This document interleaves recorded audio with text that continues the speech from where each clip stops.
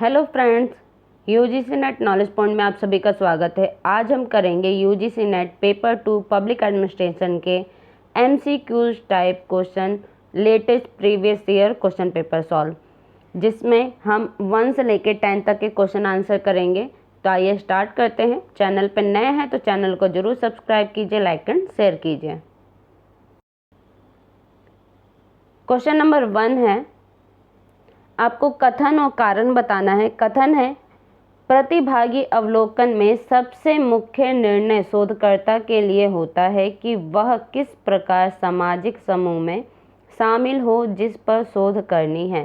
कारण क्या है? शोध में नमूने के प्रतिनिधित्वता पर समझौता किया जा सकता है। तो कौन सा कथन सही है, कौन सा कारण सही है, इनमें से कौन सा ऑप्शन सही है वो बताएंगे।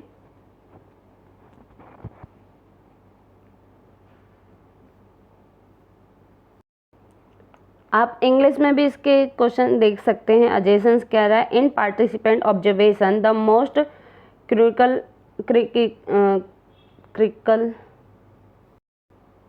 Decision for the researcher is how to blend into the social group under study. Reason क्या है? In research the representativeness of the sample can be compromised. तो सही आंसर क्या है? इसका करेक्ट आंसर है आंसर नंबर सेकंड, ऑप्शन 2। दोनों ए और आर दोनों सत्य है, लेकिन आर ए की व्याख्या नहीं करता है। क्यों? व्याख्या देखेंगे। सभी अवलोकन जो पार्टिसिपेंट है ऑब्जर्वेशन में, शोधकर्ता को समूह का हिस्सा बनना पड़ता है ताकि लोग स्वाभाविक व्यवहार करे, इसलिए ए सही है। गुणात्मक शोध या विशेष परिस्थिति में सैंपल की प्रातिनिधिकता पर थोड़ा समझौता किया जा सकता है, इसलिए आर भी स्वतंत्र रूप से सही है। लेकिन दोनों क्या है, एक दूसरे का व्याख्या नहीं कर रहा है, स्पष्टीकरण नहीं दे रहा है, इसलिए क्या है, ऑप्शन जो 2 है वो सही है, इसकी व्याख्या नहीं करता, क्योंकि दोनों ही सही है। चलिए आते हैं नेक्स्ट क्वेश्चन पे। क्वेश्चन नंबर 2 यानी कि 52। क्वेश्चन नंबर 2 है, निम्नलिखित में से किस विचारक ने निर्णय निर्माण के परंपरागत तार्किक मॉडल की आलोचना करते हुए लोक नीति की इंक्रीमेंटल मॉडल को प्रस्तुत किया? किसने किया है? ऑप्शन है डेविड ईस्टन ने, चार्ल्स लिडब्लॉम ने, मैक्स वेबर ने, हेराल्ड लॉसवेल ने। सो इसका करेक्ट आंसर है आंसर नंबर 2, चार्ल्स लिडब्लॉम ने। आइए इसका इंग्लिश वर्जन देखते हैं। क्वेश्चन नंबर 2 का है, which of the following thinker criticise the traditional rational model of the decision making and the presented the incremental model of the policy? तो इसका करेक्ट आंसर क्या है? आंसर नंबर 2, चार्ल्स लिडब्लॉम ने ये जो पॉलिसी था वो दिया था। कैसे? चार्ल्स लिडब्लॉम ने लोक नीति निर्माण में इंक्रीमेंटल मॉडल यानी वृद्धिशील मॉडल दिया। उनका मानना था कि नीतियाँ पूरी तरह से नई बनाने के बजाय वर्तमान नीतियों में ही धीरे धीरे छोटे छोटे बदलाव करके बनाई जाती है। आइए नेक्स्ट क्वेश्चन पे चलते हैं। Question number 3। क्वेश्चन नंबर 3, निम्नलिखित में से कौन सी पुस्तक नोबेल पुरस्कार 1978 के कारण चर्चा में थी? कौन सी पुस्तक थी? सो इसका करेक्ट आंसर है answer number 1, administrative behaviour, a study of the decision making process in administrative organisation.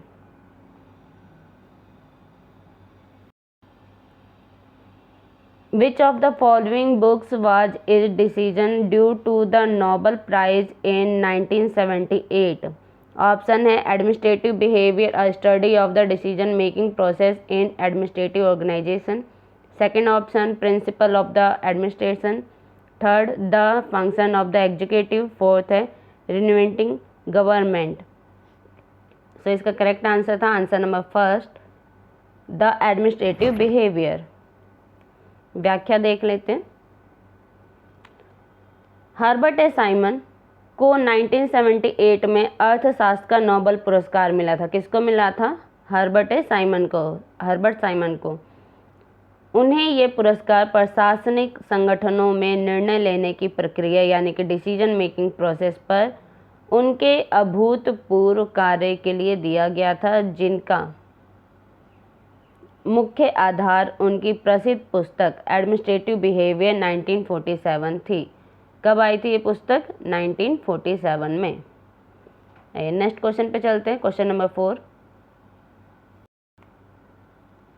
Question number 4, नीचे दो कथन दिए गए, अभिकथन और कार्य यानी एडजेसेंस और रीजन्स दिए गए हैं, उसमें से करेक्ट आंसर बताना है।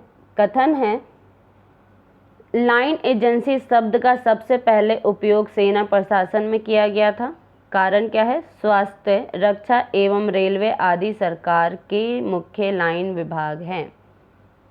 तो इसमें क्या सही है? दोनों सही है। ए आर सत्य है और आर ए की व्याख्या है। दोनों ए आर सत्य है लेकिन आर ए की व्याख्या नहीं है। ए सत्य है लेकिन आर असत्य है। ए असत्य लेकिन आर सत्य है। कौन सा ऑप्शन सही है?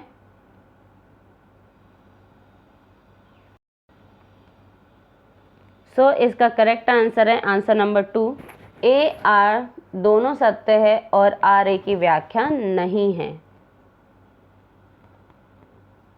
कैसे? लोक प्रशासन में लाइन स्टाफ की अवधारणा सैन्य संगठन से ली गई है, इसलिए ए सत्य है। स्वास्थ्य, रक्षा और रेलवे सीधे जनता को सेवा देने वाले प्राथमिक विभाग हैं, इसलिए उन्हें लाइन विभाग कहा जाता है। यानी कि आर भी सत्य है, दोनों ही सत्य है, इसलिए ये दोनों एक दूसरे की व्याख्या नहीं करते। Okay, next question, question number 5। Question number 5, match up करना है कॉन्सेप्ट ऑफ उसके टाइप से। ये कौन से का है? रिसर्च से क्वेश्चन पूछा गया है, जिसमें आपको नॉन प्रोबेबिलिटी सैम्पलिंग का बताना है, probability sampling, non sampling error और क्लस्टर सैम्पलिंग के बारे में बताना है। कौन सा मैचअप सही है? तो फटाफट कमेंट में आंसर बताना आप सभी। तो इसका करेक्ट आंसर है आंसर नंबर 2। ए का सेकंड है, बी का फोर्थ है, सी का फर्स्ट है और डी का थर्ड है। यानी कि नॉन प्रोबेबिलिटी सैम्पलिंग किसके लिए है? स्नोबॉल के लिए, यानी गैर संभाव्यता प्रतिदर्श स्नोबॉल का है। प्रोबेबिलिटी सैम्पलिंग किसके लिए यूज होता है? क्या टाइप है इसका? स्ट्रैटिफाइड रैंडम, यानी संभाव्यता प्रतिदर्श यानी कि स्तरीकृत यादृच्छिक। Non sampling error, inadequate sampling frame, गैर प्रतिदर्श त्रुटि यानी अपर्याप्त सैम्पलिंग फ्रेम। क्लस्टर सैम्पलिंग यानी कि grouping of unit be studies, गुच्छ प्रदर्शन, अध्ययन की जाने वाली इकाइयों का समूह, उसे क्या कहा जाता है? Cluster sampling. Next question, question number 6। Staff, question number 6, staff का सिद्धांत अस्तित्व में आया। कब आया? नेतृत्व की एकता से, प्रदत्त उत्तरदायित्व से, समन्वय का सिद्धांत से या चयन का सिद्धांत से। सो इसका करेक्ट आंसर है आंसर नंबर 3, समन्वय का सिद्धांत से। आइए इसका व्याख्या देखते हैं।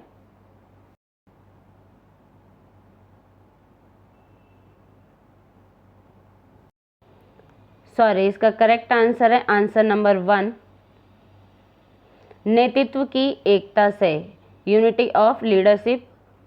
यानी कि क्या कह रहा है? The theory of staff come into stand from unity of leadership command. So इसका क्या है correct answer? Unity of leadership command.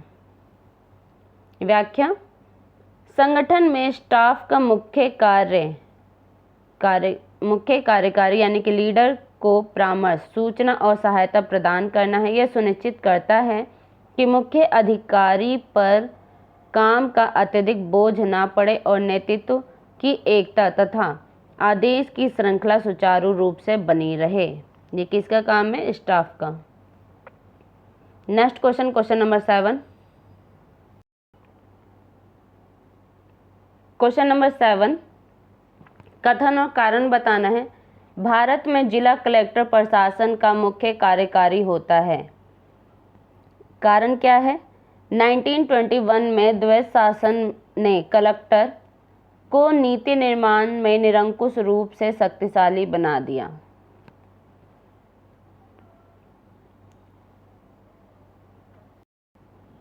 क्या कह रहे हैं? अजेशंस कह रहे हैं, in India the district collector in the chief executive of the district administration. Reason क्या है? That in 1921 made the collector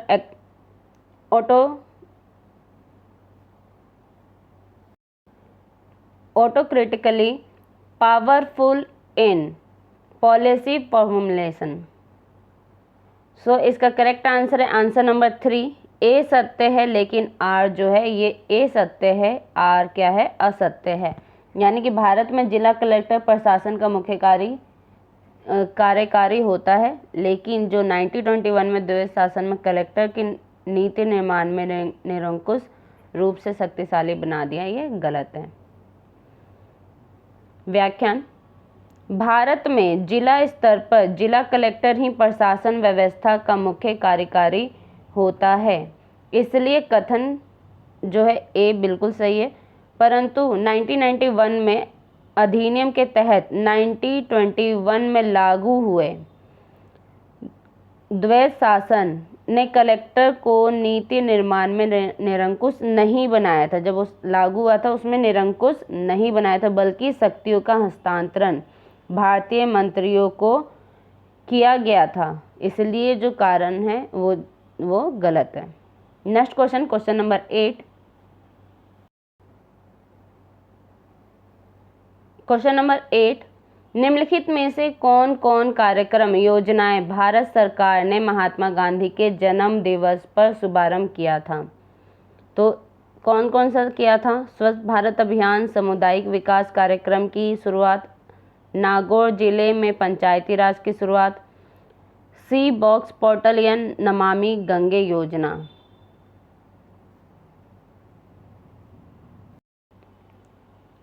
सो इसका करेक्ट आंसर है आंसर नंबर 2, केवल ए, बी और सी। कौन सी चलाई गई थी? केवल ए, बी और सी।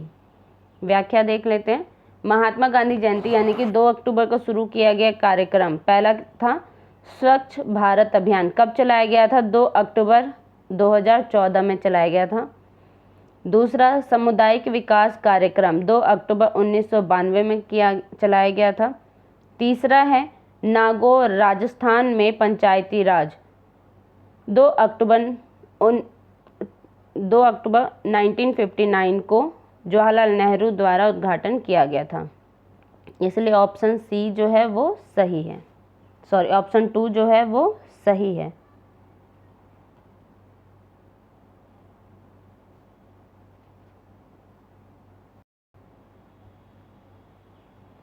क्वेश्चन नंबर 9, भारत सरकार ने किस वर्ष शहरी विकास मंत्रालय का गठन किया था? किस वर्ष किया था? 1952 में, 1977 में, 1985 में, 1993 में।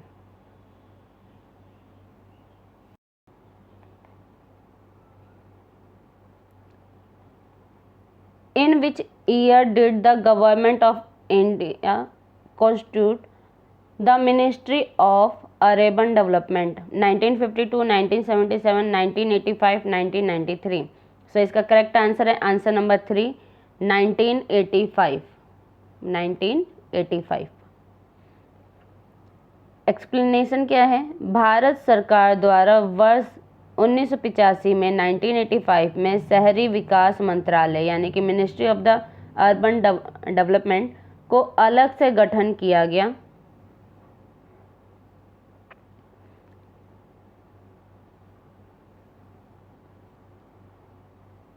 जिसे वर्तमान में आवासन और शहरी विकास मंत्रालय यानी कि ministry of housing and urban affairs कहा जाता है। पहले इसे किस नाम से जानते थे? मिनिस्ट्री ऑफ अर्बन डेवलपमेंट, और अब किस नाम से जानते हैं? Ministry of housing and urban affairs के नाम से जानते हैं। Next question, question number 10।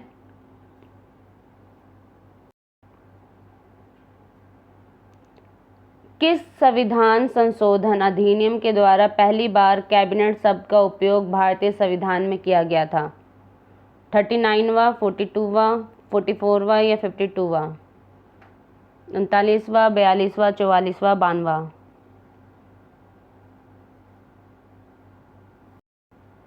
By which constitutional amendment act was the word cabinet used for the first time in the India Constitution? 39th, 14th, 42 या 44, 52? सो इसका करेक्ट आंसर है answer number 3,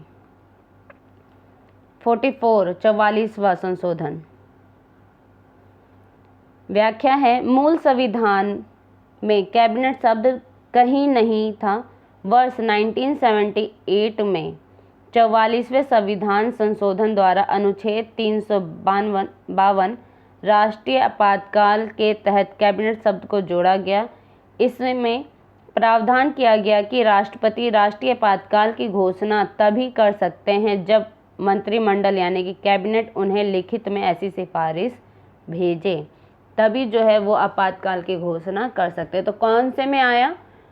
44वां संविधान संशोधन 352 में आया था। वीडियो कैसी लगी? वीडियो अच्छी लगे तो लाइक कीजिए, शेयर कीजिए, सब्सक्राइब कीजिए। धन्यवाद।